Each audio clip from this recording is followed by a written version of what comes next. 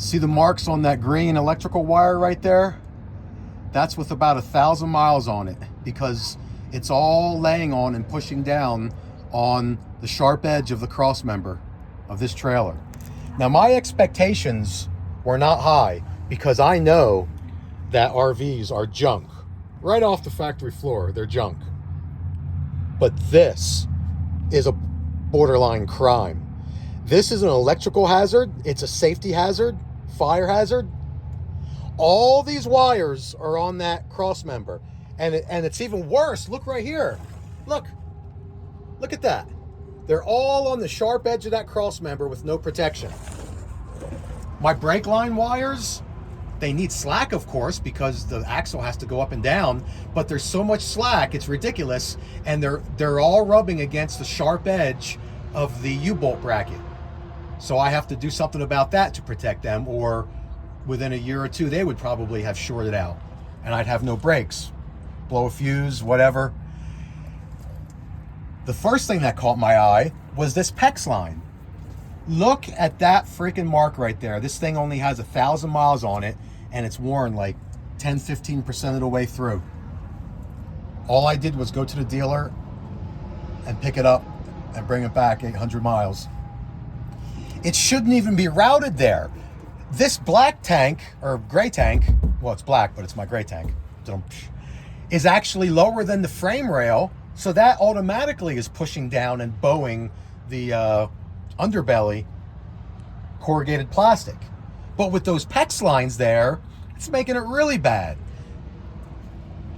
The line is tucked up in there. Why don't they have the T over there, and then it can run up in there and be tucked away? I literally will probably have to fix this someday and redo it. I could put, instead of T's, I could change these to 90s, maybe, and then make it go over that way. So I took this down because this cable right here is a 30 amp cable, because I put a big lithium battery setup in the pantry. So there you can see the end of the wire. It was an extension cord. I got at Harbor Freight, so I just cut the one end off. That was the simplest and most economical way of doing this. So I took this apart to run that wire, and of course, you know, I knew I'd be doing some inspection too. I didn't expect it to be this bad. Overall, this trailer isn't bad. The roof is great for a 1.5 years old. It sat on a lot for a 1.5 years old. That's why I got a half decent deal on it. The inside, yeah, strip screws, crooked screws that don't even go where they're supposed to, sawdust, you know, your typical RV garbage workmanship. But overall, it's probably, you know, a little better than most. If the average is a 5, this is probably like a 7, maybe overall, but not under here. This is practically a crime. Look at that. All those wires are on that metal that has a sharp edge on it.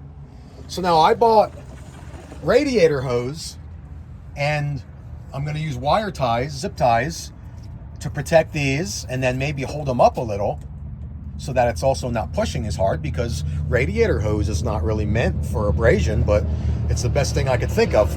And then on top of it, I have small hose I'm going to slice and then run it across that edge, and then silicone it on there, silicone adhesive, so that the radiator hose that goes around this stuff is then, you know, rubbing against something besides the sharp edge of the metal. Look at this. Now keep in mind, this trailer, well, it's a 24-foot trailer, but the actual living part of it is probably 19 or 20. So every single one of these panels is going to have the same thing. The same thing. Nothing but danger, hazard. So I'm going to have to pull everything apart. Everything. It's like a week-long job probably to get to the rest of it. I'm only going to do this back part now and then get to the rest later. Forest River, this is why you have such a bad reputation. This is absolutely uncalled for. Oh, and look at this. Well, this electrical wire, if you guys are trying to save money because you're so cheap, why is this extra length of wire here? Look, it comes out over here. They ran it around the PEX line and then back over here. And it was the same thing under my sofa, like 8 feet of extra electrical wire. It's not pre-cut. You guys are cutting it off of rolls. It makes no freaking sense.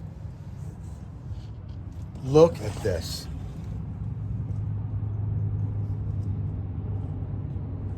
So it's been said, when you buy an RV, you're basically buying a bunch of problems. And it's also been said many times on social media that RVs are built, basically, they hope that you don't use it. They're meant to not be used. They're meant to just be an impulse buy and then sit, and then you won't have problems because it's sitting. But if you use it, if you tow it, if you actually get in it and use any of this stuff, it's just opening a can of worms or spaghetti. Forest River. This is what you get when you spend tens of thousands of dollars. Tens of thousands of dollars. This is what you get. All right. I said my piece. You get the idea. Wow. Just wow. Well, here's what I did to fix it all. Again, the fact that they ran that PEX pipe to the middle of the trailer and connected it right over that frame rail, sharp edge, those come out over here through the floor. So they should have run them over here and connected it here, because then it's not pushing down on the underbelly cover. And of course, yeah, it would be rubbing here, but I would fix that no problem and it would be good. I literally have to redo that. I'm literally going to have to cut this PEX pipe here and move those over here, because the knuckle draggers in Elkhart, Indiana are such a bunch of low IQ, middle school dropout morons. All right, so there you can see on the frame rail, right in the middle of the screen, and a piece of hose split. Then there's another one here. It's going to be hard to see right there in the middle of the screen. There it is on the frame rail.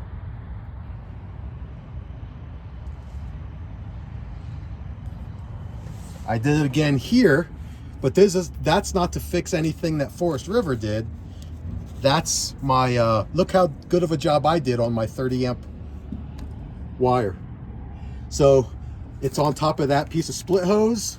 Then everywhere it goes over the frame rail, I have 5/8 radiator hose, silicone adhesive bonded and zip tied on it.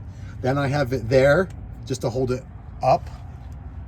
I have it there just to hold it up so it doesn't come down on the screws that hold the underbelly cover on. And then again over there, doesn't need it over there because it just comes through the wood. This is the black hose flush that goes to the wet bay. And to keep that from getting cut by, one of the bolts, the self-tappers that hold the underbelly cover on, I just put a piece of hose on it and then double. Every time I use a zip tie, I double it in case one breaks. You got to have a backup. Everything's doubled. All right, what else did I do? Let me turn here. So over here, this wasn't real bad, but this is actually radiused, so it's not real sharp, the frame rail, but it's still plastic rubbing against metal. So I put the piece on the frame and bonded it. That zip tie is probably not doing anything. You can't really get it tight on square, but I put one on there anyway. Then I have the radiator hose, 5/8 split on each piece of PEX, and then zip tied on there. I don't think I used any silicone in there because, that's not really going to go anywhere. And I think that's about it. Oh, no, that's not it. That's not it. I also protected this heater hose vent that goes to the outlet in the bathroom. And it doesn't blow much air because this is so long, but it does blow some. Now here, I could put some too, but gravity's not pushing it up. It's against, but that's not sharp. That's kind of the radius edge. So I'm just gonna let that go. And same thing up there. If it ever goes through, it ain't gonna be the end of the world. It'll take years, maybe. And if it does go through, the heat's gonna go up in the trailer anyway. It's not much of a loss. So I can't mess with everything right now. What really needs to be done, look at this, It's so bad the way they build these, and so dangerous and such a hazard, that really, to do this right,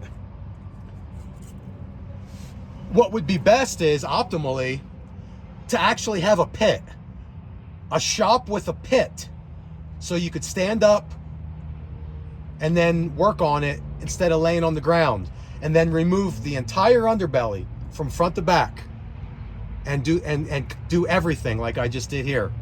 But I just don't have time for that now, but eventually I'm gonna have to get to it all. Look at this. Look at this. Tens of thousands of dollars. Here's my brake lines. They were just through the underbelly cover, and oh my God, that's sharp. Wow, that's razor sharp, because that's just, you know, they stamp these plates and then they just cut them with a bandsaw, paint them, and out the door they go. Super sharp on my brake lines on both axles. Yeah, nice job, Forest River. Nice freaking job. Look at this. All right, that's it for now.